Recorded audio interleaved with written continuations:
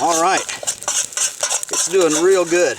Hello, welcome to Waypoint Survival. Today, we're going to show you how to make the 1 gallon hobo stove. Stay tuned.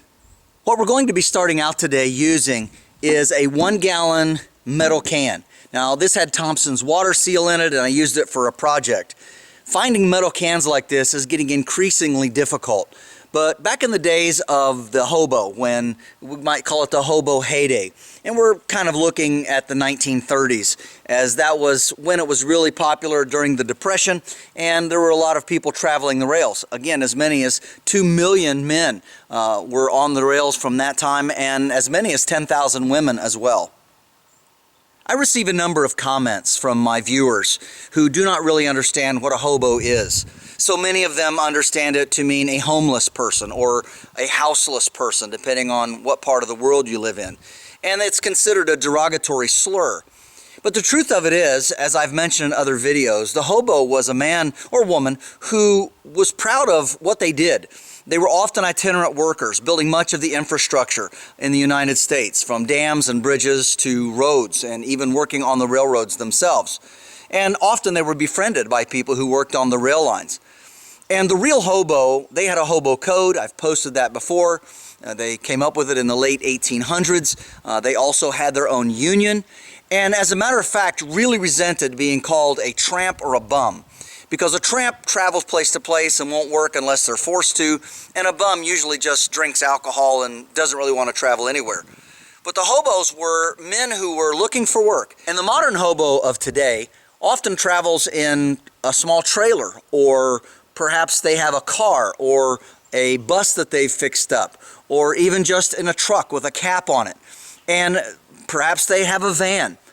It's called living the van life, and there are some popular videos and channels out there. And a few years ago, I was privileged to speak at the Rubber Tramp Rendezvous in Quartzsite, Arizona.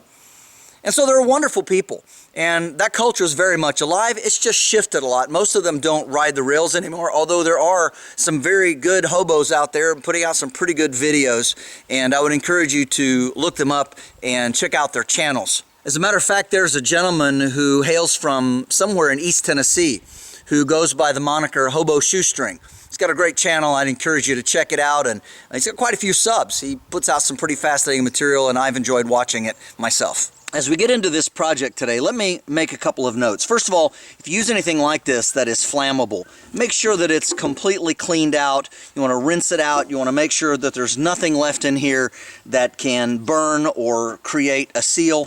Always make sure you take the lid off and just clean it out thoroughly. And again, I wouldn't necessarily fix food in something like this, but again, if it's burned out sufficiently, you're probably not going to have a problem long term. But again, you want to make sure and use this for a stove, which is the project that we're going to be making today. After you clean it out thoroughly and remove the sticker that goes around it, the paper there, you're going to want to remove the spout and the handle. And a good pair of pliers comes in for that. These are just soldered on, and so this is already gone, this side is already loose, and you should be able to just take this and work it back and forth a little bit and get it loose. If it doesn't work for you, you can apply some heat to this, either over a fire, or if you have access to some sort of a torch, you can use that as well. Alright, so after a while we were able to pry that off. Took just a few minutes, and now our top is intact, ready for use. The first thing we want to do is, if we're going to use this side for our burn hole, we're going to come to the back, and using our trusty church key, I'm going to put some holes here in the very bottom for the air to be able to flow through properly. And again, this is very easy. This is not very thick metal. And probably 3 air holes will be sufficient. If you really wanted to, if you find you're having problems with the burn, you can always add more. But that's usually enough to get it going. The next thing we're going to do is we're going to make an X cut across the top of the can. And for that, we're going to use the old Boy Scout knife. Now, do be careful doing this. This can be very sharp. This is thin metal, so this will pierce it quite well, but it's also going to dull your knife. A lot of people talk about, why don't you just use the blade? Well, you can, but then you have to go back and sharpen it. Now, this one is razor sharp. It's shaving sharp, as a matter of fact. It's kind of thick for working on vegetables, but it works really well for doing things like this. But again, do keep that in mind if you're doing projects like this.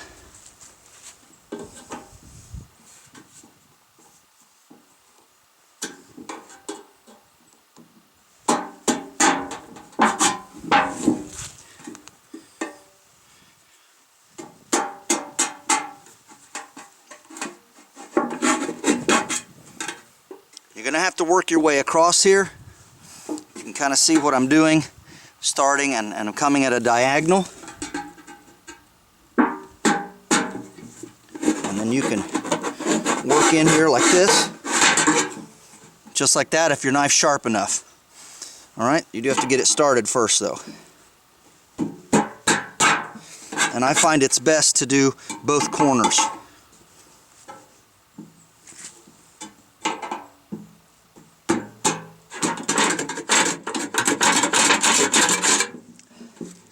Alright, lots of noise, but there we go.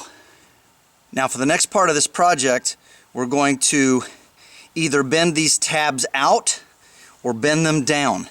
Now if you bend them out, we can use it for the pan or pot to sit on top of and use these right here as a pot support, giving area for the flames to get out. If you have some sort of a grill that you're putting on top of it, then you can just fold these down inside and place the grill on top. But for now, we're going to fold these out. Again, be very, very careful. These are very sharp. My hands are pretty tough. I work with this stuff quite a lot. Alright, there we go. Got it all bent out properly. And of course, we were very careful as we were working on this to make sure not to hit any of the sharp edges. And like I said, you definitely want to be careful about that. And you might want to take and go ahead and bend these tips over like this, and you can do that to whatever size you want. Just make sure you keep them all level so that the points match. And I like to fold these in, and of course you can use the pliers for that, whatever you wish. I'll do that and get back to you. Okay, so when you do this, as I said, make sure that these are all pretty level, and the reason you want to fold that down is to get rid of all of the sharp points. When you're done with it, it should be level enough so that your pan can set on top. So just like that, easily set on top, doesn't rock around, put a little weight with something cooking in there, and it's going to be great. Now, if you do want to go ahead and fold these all the way down, which again might be easier and safer, if you can find some sort of a cookie rack. This is just a drying rack. You don't have to get them this big. You can even cut this down if you wished. But this will fit over top of that hole and again provide a solid platform. You could actually then use this for grilling fish, meat of any kind. Obviously you could put on top of that and that would work well. So just a cheap little cookie rack will do. Or you could lay green sticks across the top as well, and that will also form a nice platform for cooking. The next step is on the other side, opposite where we put our air holes. So on this end, the other skinny end, we need to make an opening. And this is going to be very, very simple. It's just going to be a rectangular opening, so something like this. We want to keep it a couple of inches off the bottom, again, so that's going to help hold a lot of coals down in there, not just going to spill out. And you can fold this lip out or in. I'm probably going to fold it in because this is a longer can. We've got room for larger sticks, so it's going to be plenty of burn space. Again, using the blade and being very careful not to hurt ourselves. We're going to start here, and we want to come close to the side, but not super close. We don't want to destroy the integrity of the can. So we'll start on one side like this, and then try to get about the same distance on the other, and do it again. Okay, and we're going to do the top as well. So if we cut this too far, again, this weakens the integrity of the can. You can see how it's folding in there because this is not very thick metal. So I'm going to come up, this is maybe not quite halfway, and I'm going to punch this in from either side.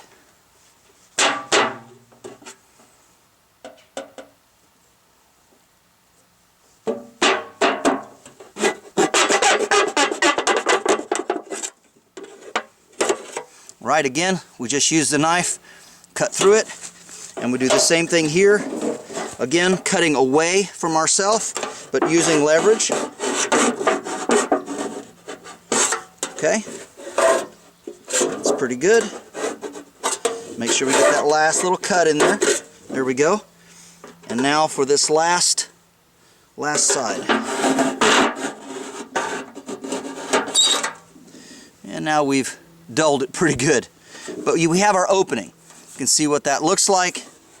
Now all we have to do is take and fold this in. Very simple, very easy. You can see what that looks like on the inside. And now all we need to do is put some fire in it.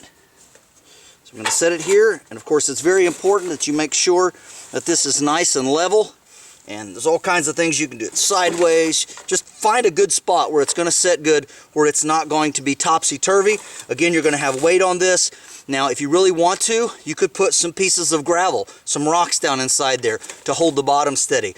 And as you build fires in this, the weight of the ashes and the stick also going to provide some stability. And you just want to check it before you put anything on it. All right, yes, it's going to hold the pan just fine. It's going to work well. In true hobo fashion, we're going to get this started with some newspaper and our trusty trench lighter. Pull this open like this. Give it a strike. There we go. Got a little bit of wind going. Alright, we just stick it down in here just like this. Close up the trench lighter. Alright, put some sticks down in there. Got another piece of paper ready to go. Feed that in there, and then start adding twigs. I really like this design because it really provides a lot of flame. You've got a lot of height, so you can get much longer sticks in there, not only this way, but also the length of the can. So it's very effective. All right, after we let that burn down a little bit, we got some good heat and some nice coals down in there. I'm going to put a nicely greased skillet here. And we're going to test an egg here.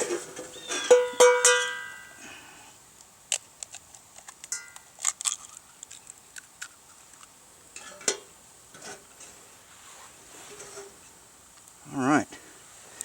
Looks pretty good. Of course, we want to add a little salt, a little pepper.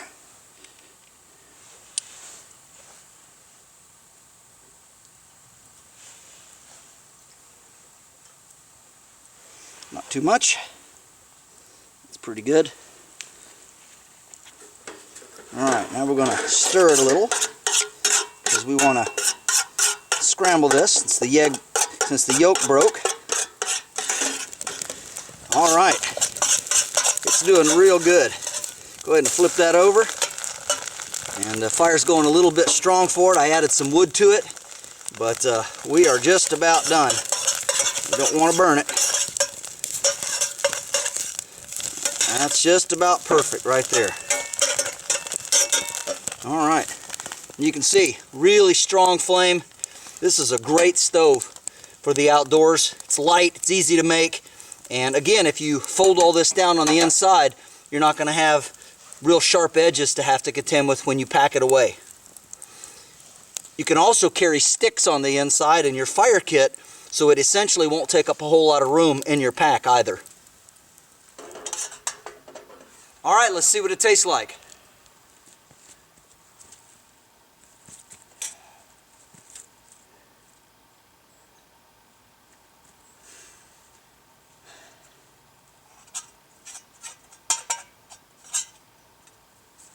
Bon appetit. It's really good.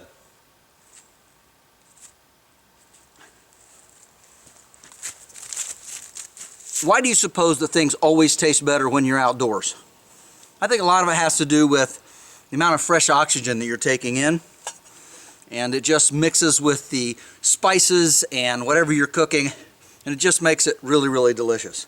I'm going to go ahead and finish this egg, and I hope you enjoyed this video. This is a really fun project to make. It's not that difficult. You do have to be careful. There are some sharp edges, and I hope you enjoyed a little bit of that comedy with all of the band-aids in the middle.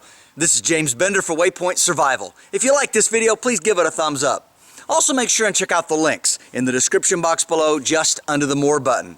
And while you're down there, you'll also find our waypointsurvival.com link. And this is where you can sign up to take survival and bushcraft classes here at our beautiful training facility in Southern Ohio.